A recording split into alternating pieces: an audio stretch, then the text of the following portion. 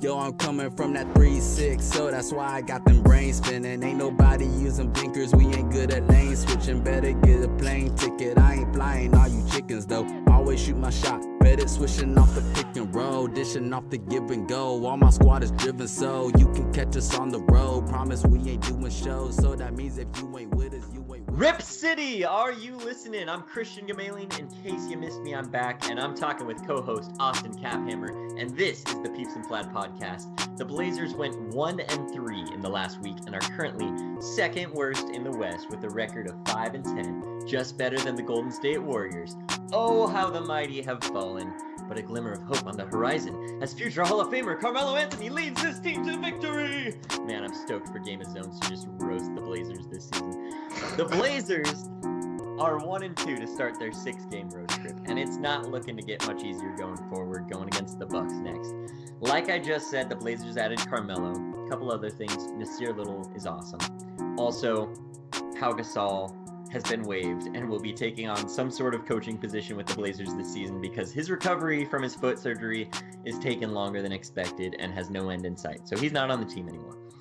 There's a lot to unpack, and I just really don't want to dwell on any of these games because they're just as ugly as every other game has been since Zach Collins went down. So I'm going to start off by talking more or less about Carmelo Anthony. Are you ready for a rant, Austin? I am ready, and I think our audience is ready. Oh, yeah. Okay. Plus, minus.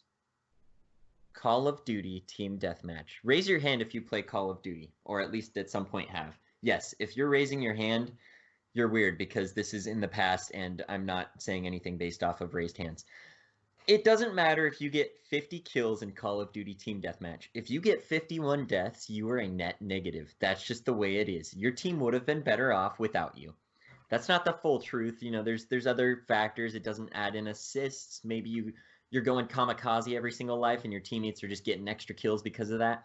But 9 times out of 10 in Team Deathmatch, I would prefer to have someone have 10 kills, only 10 kills, but only 6 deaths, rather than someone with 50 kills and 51 deaths. You're at a plus minus of +4 rather than -1. The game of basketball is not exactly like Call of Duty, but it is similar.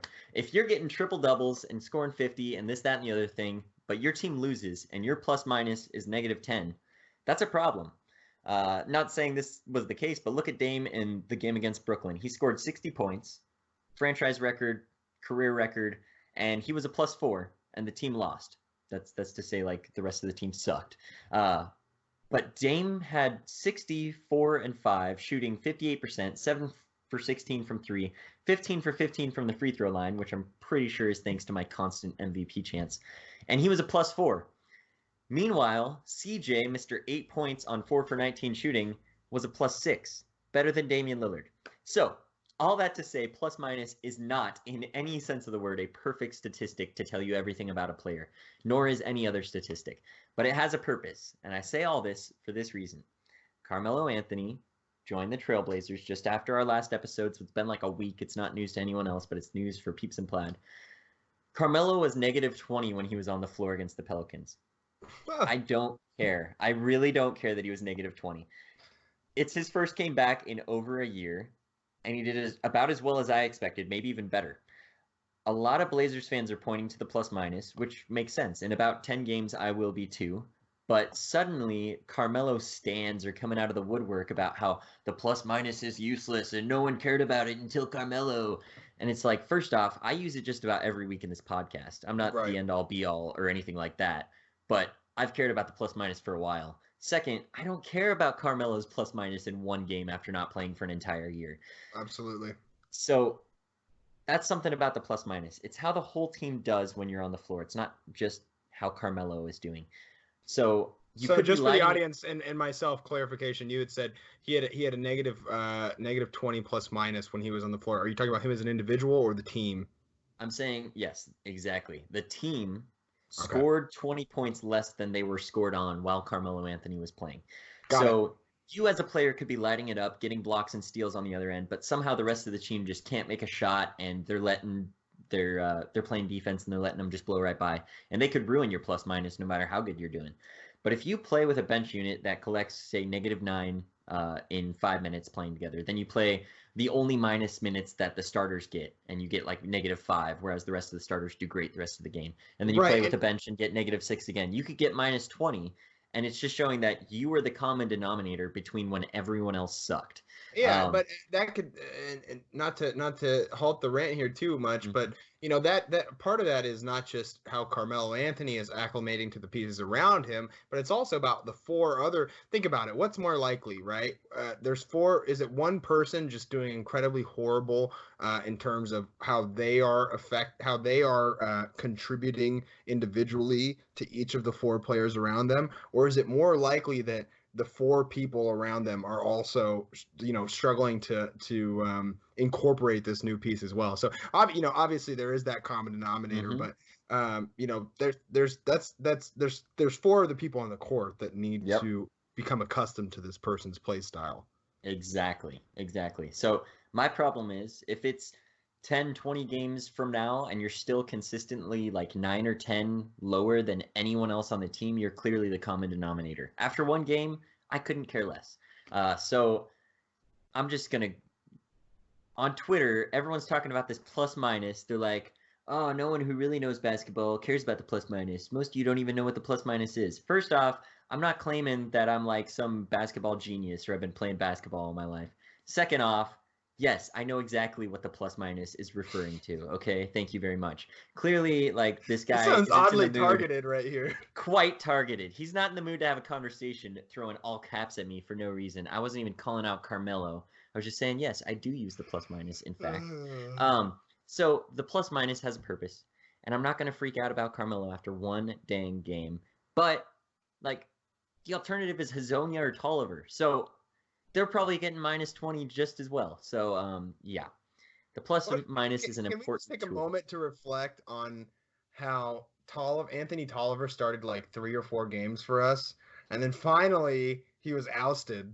And then after he was ousted, it took like another 4 to 5 games for Mario Hezonja. Okay, I shouldn't say another 4 to 5 games. That would be like more than the aggregate. Not really, not more than the sum of games that we played. But it took too long for both of them to be starters. You know what I mean? Like, it should have taken three games each. Yeah. 3 games each. Tolliver did good his first game. He did decent his first game, and then he was terrible. And Hezonja is Hezonja, and I actually think Hezonja has some value on this team potentially on the bench, not playing power forward, because he's done pretty well at times. I'm not saying he's amazing. I said coming into the season that he was like a worse Mo Harkless, and that's like exactly how he's been playing pretty much. So I will take him playing small forward for 8 minutes a night. Tolliver, I don't think really has a place on this team, and I'll talk more about that pretty soon. But my point is, the plus minus is an important tool, not at all perfect, not at all really mattering in Carmelo's first game with the Blazers when this is the first time he's ever played with his teammates. But before I get into my next rant, Austin, what are your thoughts from this last week and Carmelo's first game as a Blazer? I think Carmelo, just even off the ball, he looked like he fit our system pretty well. And his trainer, I watched some of the videos from his personal workouts since he had been on his own, and I think there was obviously that Melo Mondays. I think he releases a weekly video, and his trainer said, you know, it's really been his job to stay in game shape, and I'm helping him with that. But obviously, my job primarily here, since we've gotten word on this, which has been, I think, a week now. I think, right? Like, so we heard.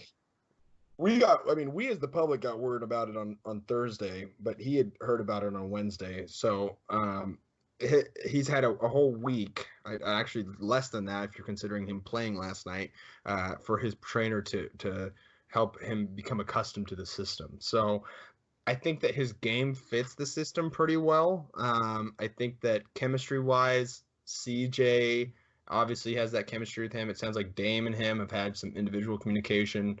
I think that the older I get and the more I watch the NBA, I hate to be this guy, but there are obviously defensive giants in the NBA, both tall and short. But the older I get, the more I start to understand the merit in what some NBA haters say is a lack of defense in the NBA. And I think that Carmelo Anthony is that kind of lifetime athlete, whereas clearly he's declined.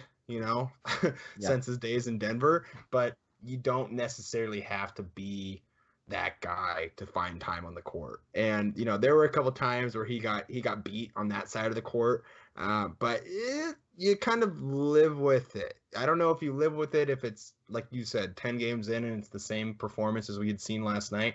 But after those first, he obviously hit that spot up 3, and it just looks so clean coming out of his hands. The amount of confidence, and I had just flipped the game on, seriously, maybe 3 seconds before that shot went, and I was like, ooh, that looked good. And then he had that, that push-off elbow jumper. Like, just the way his stroke looks, I don't have that confidence with anybody except for Dame when he's hot and CJ now. I'm not going to say CJ when he's hot because, Dame's one of those guys where when he gets to the rack, I have that level of confidence in him. Like just in how it looks. I know that's extremely subjective, but like just how it looks. Like Dame can have Rudy Gobert on him, and it looks like he's right on him at the rack. And as soon as Dame goes like that real quick up right on the glass, it's like, oh, I put more money than not that it's going. Same with CJ at the mid range. Long story short, Carmelo just kind of gave me confidence as a fan, just like kind of looking at the ball how it came off his fingertips, even in the misses. Yeah. Like, but I don't have that confidence. I mean, you talked about Nasir Little looking great, as great as he's looked in some of his putback and his hustle, and I think he's kind of the joint general brand Maurice Harkless and Al-Farouq Aminu for us right now, and I don't know how good that is in terms of, like I said, the joint general brand. There are a lot of things missing from that, and I think that maybe will be developed in his career, but we have to understand that coming into this season, the goal was not to make the playoffs. The goal was not to make the Western Conference Finals. The goal was to make the NBA Finals. So I'm on Twitter here recording. I'm judging this from the stance of a preseason fan, because first of all, we're 5 and are we 5-9 or 5-10 now, Christian? 5-10. Okay, so that's even if we went 4-2 on the next couple spurts home and away. Eventually, the law of averages are going to play in our favor, and as long as we're at an even medium, come winter, come February, when we start seeing Nurk come back, maybe when we make a couple trades, which you're obviously going to discuss later in this episode, then that's still not that far fetched to wait against the frame that I had just pitched being an NBA Finals appearance. Now, obviously, right now it seems like that, but everything that I speak about this season, at least for now, I'm not going to give up, and I'm going to be maybe even a little bit superlative in some of my I don't know what the word would be, some of my assessments of this team and its players. It's because we had such high hopes. And that's everybody. Yeah. That's everybody that's been paying attention to this team. So, long story short, what have I thought about these last couple games? We can't. Dame with the back spasms, that's not good. He's one of the toughest guys in the league. So hopefully that doesn't end up turning into a narrative, because right now we're unless something starts happening to CJ, then it's full Golden State Warriors 2.0 2019. So Dame's got to get healthy. Dame's got to get back to not even where he was, just consistent. And a lot of it is just really bad looks. And easier said than done. There's been a lot of talk about stats, but I can't tell you in the New Orleans game, in the Houston game, San Antonio not so much, Raptors game I hardly remember now, but just so many bad looks. I wish I could. I need to come with more specifics and more objective opinions here, but just contested jumpers, little ball movement. Hassan Whiteside is actually, and I hate to say it, one of the more consistent guys as of late for us, and that just can't be the case. Yeah, that can't be the case if we're gonna be not even an NBA Finals contender, not even a Western Conference Finals contender. but a playoff contender. Mm-hmm. And obviously, a lot of this is stemming from injuries, Christian. But Yeah. that's kind of where I'm sitting. Obviously, a lot to look forward to with potential trades, Nazir Little, maybe what Melo can and can't do for us. And who knows? Even though the experts say that Pau being gone and being in a more coaching capacity is a spot they won't fill. Who knows? Yeah. So I'll say first off, your thoughts on the offense and the suspect looks that Dame's putting up. I will say, if you were to show me 2 plays, it could be any play, from the first quarter and the fourth quarter of a game, and you cut out the sound, you cut out, all the graphics, so I have no clue what point in the game it is. I swear I could tell you exactly when it is, because the first quarter, the ball's moving every single time. Shots might not be going in, but the ball's moving and things make sense in the offense. In the fourth quarter, it's Dame time to a fault, which I never thought I'd say, or it's CJ shooting early in the shot clock from 3. Like, every single time. It's like, in the first quarter, you're like, all right, finally, CJ's doing something other than dribbling against a dude for 20 seconds or taking a shot from, I don't know, from 3, from the wing. And in the fourth quarter, that's all he does. That's the offense looks exactly the same every fourth quarter, and then the other teams get good double teams on Dame, and it just goes downhill. That's the thing the Raptors did. They doubled Dame so dang well with Van Fleet, and I think they even had Hollis Jefferson on him. But yeah, the Blazers' offense is not good, especially in the fourth quarter. And let's talk about what do you think about the defense at this point? Because it's god awful. It's terrible. I mean, Nasir Little is probably the best defender on the team, and that's hoping that he doesn't get completely lost, because every once in a while he'll just completely lose his defender because he's not very accustomed to the defensive sets that Terry Stotts plays. So, yeah, when he's on his man, he's the best defender on the team. Hassan Whiteside gets tired, lets people blow by him sometimes, doesn't defend the pick and roll all that well. So it's been... and Dame and CJ are better than they were a couple years ago, but they're still not elite defenders by any stretch of the imagination. So you see in the game where Dame had 60, what was it? It was like Kyrie and, what was it, Dinwiddie that combined for like 65 or something like that. I don't know. But yeah, the defense is worse than the offense. And what was I reading about? Was it? I don't know if it was Nate Mann on Twitter or somebody else was having a discussion about Hassan thinking that it was zone or playing zone when other people were playing man. I think it was just him just playing a really crappy man. Yeah, that's how I felt about Cantor most of the end of last season. I think he was just like all the NBA oracles from Miami and abroad had said before this season. They said, watch him just playing the weak side, just going big or going home, and it doesn't work, and it's not good. Yeah, and before the season started, we talked about the Blazers are losing their 2 best wing defenders, and that's about all that Mo and Aminu could do was play defense. So the Blazers were going to struggle. You were saying Rodney Hood's pretty good at defense. He is pretty good at defense. But on the whole, the Blazers just don't have much as far as defense goes. And now that Zach Collins is out, that's what we were stoked about. That if they blow past those defenders, they're going to have Zach Collins and Hassan Whiteside getting blocks. Without Zach Collins, it all falls apart.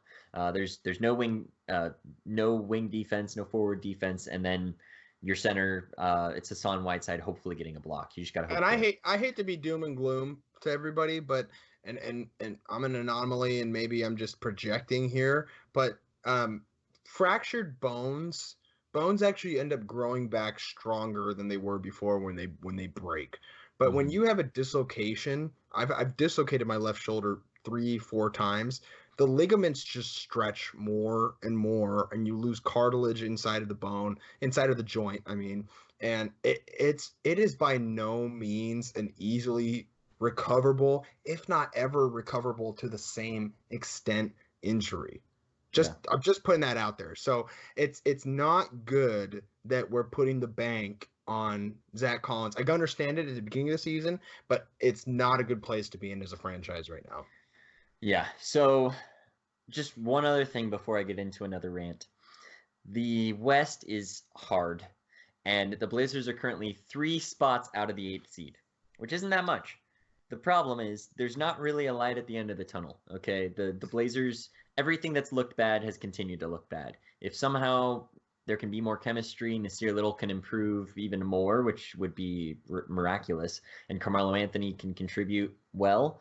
I mean, the Blazers stay in games, but they just cannot finish them whatsoever. So, that's the only light, is if somehow they just start to gel and actually finish games. Otherwise, there's no signs of that actually happening. So, are you ready for my completely ridiculous thought, which will make no sense whatsoever? Well, let's hear it. All right. I'm just going to go for it. The Portland Trailblazers have a better shot at making it to the finals than making it to the playoffs. First, that is a lie. Considering making the playoffs is a prerequisite to making the finals, it is literally impossible. But my point is, this team is going to have a very hard time making the playoffs in the first place. But if they somehow right the ship, make the playoffs, that means there's probably been some drastic change. Even if that's just actually playing defense and actually running plays in the fourth quarter, there's been a significant change if they're able to make the playoffs at this point. And if the Blazers can make the playoffs, I anticipate they've already traded for a former All-Star power forward in Blake Griffin, Kevin Love, or LaMarcus Aldridge.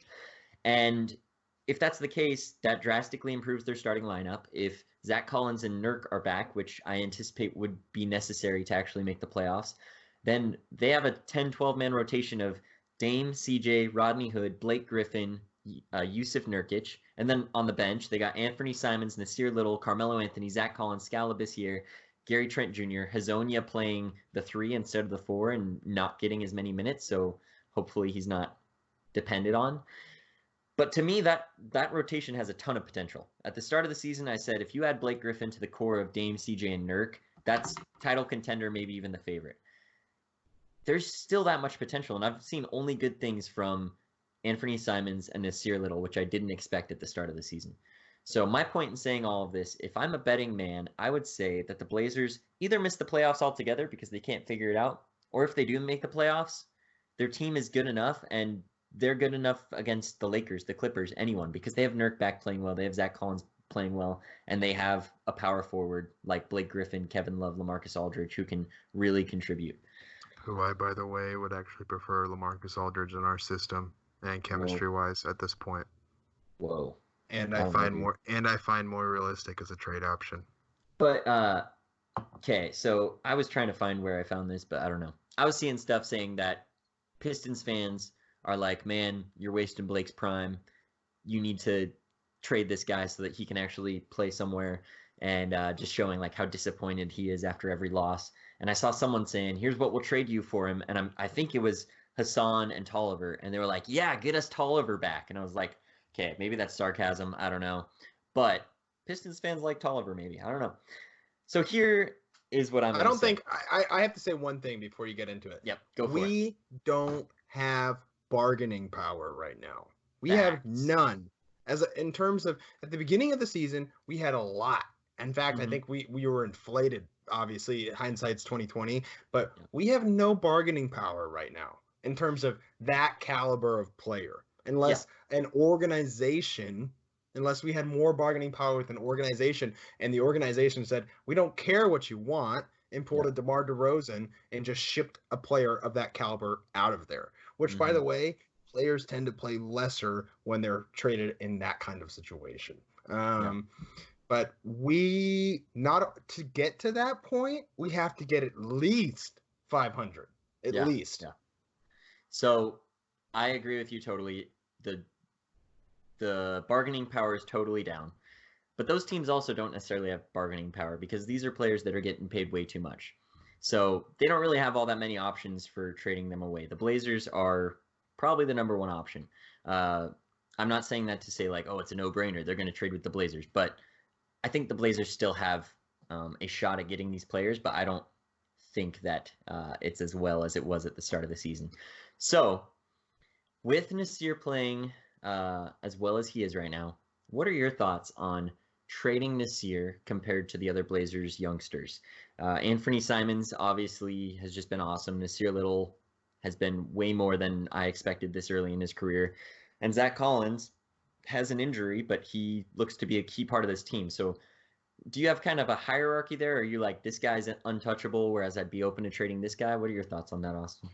I would say that Zach Collins is a huge question mark, so I don't know how much weight he carries, and you might need to throw a couple other pieces in there with him. In which case, I would say that question mark is best kept in house.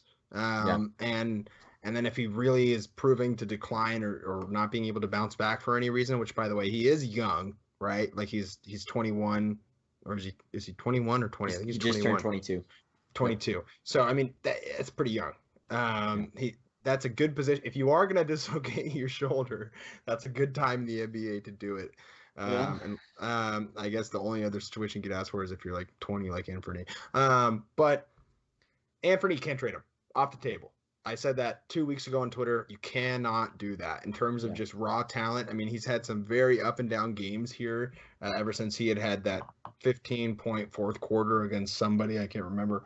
But I think that as good as Nasir Little is, if it required minimal trade, I'm sure the draft pick contribution to include Nasir Little would be much more minimal than Zach Collins right now. And even though Zach Collins is more proven in game, trust me, injuries right now, especially if he's not even on the court before he's shipped off, the way that Nas is playing, it's a now type culture, not just in basketball, but especially professional sports. So it's all relative. What are you going to be able to get for him? But I think that absolutely Anthony Simons is off the table. If someone makes an attractive offer that's of low cost involving Zach Collins, that's clearly a position of need in terms of championship aspirations. Once again, people, I'm not talking in the context of development. I'm not talking in the context of 5 years from now or even making the playoffs, because in all of those examples, Zach Collins is that guy, at least to see through for the moment. But we're looking at it through the scope of a championship aspiration. So it's not even, do I want to see Nasir Little as a Blazer? Do I want to see him develop? Do we need a high motor energy guy at the wing? Yes, but if it brings us a championship quality forward, whether it be a small forward or a power forward, ship him. That's my opinion. Before I go into my final rant, I just want to start off by saying that Nasir Little is the next Kawhi Leonard, and I would gladly, pump the brakes. Nope, he's the next Kawhi. I'm calling it. It's game on. Nasir Little's amazing. I'm his biggest fan already. All right. So I want to say first off, the Blazers need to value their young players over first-round picks. That might be a no-brainer, but I just want to clarify that. When it comes to first-round picks, Olshey did well with them. Yes, and I'll get to that in just a second. When it comes to first-round picks, there's 2 first-round picks coming up that I would avoid trading if possible. First is next year's first-rounder. If this team doesn't improve soon, they are lottery bound, and I personally would much rather trade the 2021 pick than the 2020 pick, because next year could be a lottery pick. Second is the 2022 first-rounder. The 2022 draft is anticipated to be the first draft without the one-and-done rule.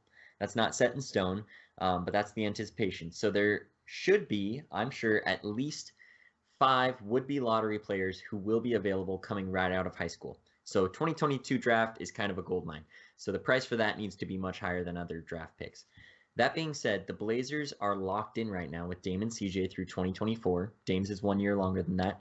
This team will be in a win-now mentality for the next 5 years. And if that translates to actual wins, hopefully, they won't be having any lottery picks.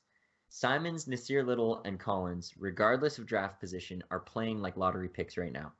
Obviously, Collins isn't playing at all, unfortunately. But I know what you're thinking. Olshey has an eye for talent. He'll do it again in later drafts. No, he will not. I'm telling you, this is not to boast, and it's not to totally trash on Neil Olshey, just to temper your love for him, okay? You don't have to believe me with what I'm about to say, but I'm going to say it. If I were drafting for the Portland Trailblazers, they would have Rudy Gobert instead of CJ McCollum, which, some people say that's a plus, some people say that's a minus. I don't know. They'd have John Collins or Donovan Mitchell instead of Zach Collins, both pretty dang good players. and they'd have either Hamidou Diallo or Anthony Simons. Those were the two I was high on. I probably would have gone with Diallo just because of positional need and his athleticism. And then this last year, I would have picked Nasir Little. So I don't even watch college basketball, and that's who I would have picked. So in my eyes, the Blazers had a relatively easy job in drafting the last few years. I don't know what the other teams were doing and picking other guys that were available, but hey, it's whatever. The Blazers are not going to have that easy of drafts coming up in the future, especially if they're going to continue to have late 20s, late first rounders rather than lottery picks. With that being said, if the Blazers can make trades for Blake Griffin or one of these top power forwards, I really don't care if you have to trade the 2021, 2023 picks, maybe even 2025 pick. Avoid those even years and avoid getting rid of your current young dudes. If they can get Blake Griffin for Hezonja and Tolliver and a first or two, they need to do it. Dame, CJ Hood, Blake, Nurk, Simons, Little, Collins, Scal, Carmelo, Gary Trent Jr., Hezonja, playing a more natural position, that's a really good team.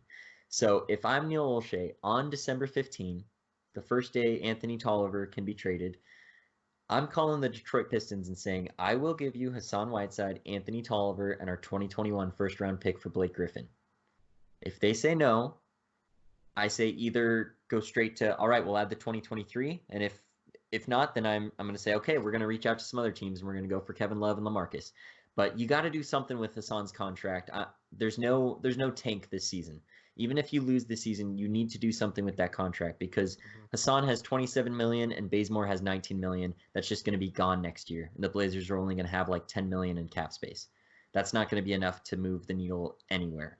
So they'll be a shell of the team they are today without those two. And this team, as it stands right now, is not very good. Obviously. And to your point, shout out, I want to real quick, I got to shout out my buddy Camden down here. He had mentioned how we have the most movable cap space in the NBA. I have not fact checked this, but I trust my good friend here. He said, I believe $145 million. So in terms of the immediacy that you have brought up and how that needs to occur, I would certainly side with you. And it sounds like my good friend and old roommate Camden would say the same. Yeah, and the Blazers have the highest payroll in the NBA. I've seen places that they're the second highest. I don't know. I've seen highest everywhere I've looked. And the point is they're up there, and currently they're the second worst team in the West. So injuries are mainly to blame. If we had Nurk and Collins, I feel really good about this team. But next year, they got nothing if they lose Hassan and Bazemore. So the Blazers need to do something. And I don't want anyone saying, oh, Olshey's a genius. They have $45 million or whatever it is to move around to get other players. No, this is Olshey's incompetence in the 2016 in that exact free voice. agency. That's how they all sound. That's exactly how all the critics sound. Anyway, Olshey lovers. The point is the Blazers, Hassan Whiteside and Tolliver need to be out, and you need to get a power forward. Can you say that can play well. Hezonja too, please? Okay, like No. yes. Stop. I don't need you to keep defending him. He's so bad. Hezonja is very bad, but here's the thing. Tolliver, all he can do is shoot, and if he can't shoot, he's doing nothing. Hezonja is a worse Mo Harkless, and if Mo Harkless was starting at the 4 every night, the Blazers would be in bad shape. Same way with Hezonja. I think Hezonja can do something at the 3. I'd prefer to trade him. If you could trade Bazemore and Hezonja for someone and Hassan and Tolliver for someone else, absolutely. I don't want Hezonja on the team. I don't think that's going to happen. But if Hezonja is the 10th, 11th, 12th guy in the rotation, I'll take that over the 4th, the starting power forward. No, thank you. I would also say that to the same point of Zach Collins being a question mark and not necessarily having a lot of bargaining power at the moment, the way that Mario Hezonja has played kind of the similar situation, and you have to ask yourself, risk versus reward. Yeah. Do we just keep him and just kind of see what happens? Yeah, but I was able to trade David Johnson in my fantasy football team, even though David Johnson has scored exactly 0.2 points in the last 6 weeks. Cardinals fans down here in Arizona not too happy about his performance as of late.